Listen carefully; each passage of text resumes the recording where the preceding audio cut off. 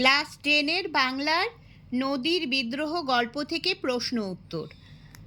Part 1। 1 নম্বর প্রশ্ন, নদীর বিদ্রোহ গল্পটির লেখক হলেন মানিক বন্দ্যোপাধ্যায়। মানিক বন্দ্যোপাধ্যায়ের প্রকৃত নাম প্রবোধ কুমার বন্দ্যোপাধ্যায়। নদের চাঁদ কোন প্যাসেঞ্জার ট্রেনটিকে রওনা করে দিয়েছিল? 4:45-এর। ইম্পর্টেন্ট প্রশ্ন এটা। 4:45-এর প্যাসেঞ্জার ট্রেনটিকে রওনা করে দিয়ে নদের চাঁদ কাকে ডেকেছিল? নতুন সহকারীকে। নদের চাঁদ নতুন সহকারীকে ডাকিয়া বলিল, সে কি বলেছিল?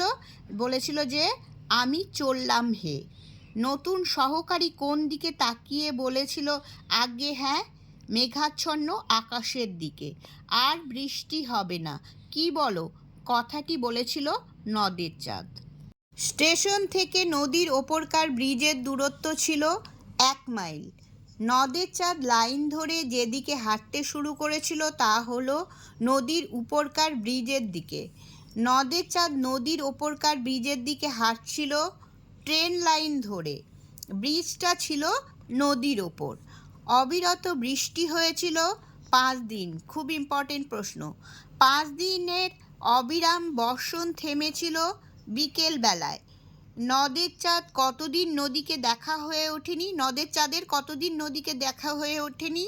5 দিন। এটাও খুব ইম্পর্টেন্ট। ছেলে মানুষের মতো ঔৎসুক্য বোধ করিতে লাগিল। কে? নদের চাঁদ। নদের চাঁদ ভাবে আকাশ যেমন মেঘ করে আছে, তাতে প্রবল ধারায় বর্ষণ শুরু হবে কিছুক্ষণের মধ্যে। ব্রিজের এক পাশে আজ চুপচাপ বসে কাকে না দেখলে নদের চাঁদ যেন বাঁচবে না? নদীকে। কদিনের আকাশ ভাঙা বৃষ্টির কথা গল্পে বলা হয়েছে? 5 দিনের। আকাশ ভাঙা বৃষ্টি কাকে অপরূপ সৌন্দর্য দান করেছিল? নদীকে। 5 দিনের বর্ষণে দুদিকে মাঠঘাটের অবস্থা কি হয়েছিল? জলে ডুবে গিয়েছিল।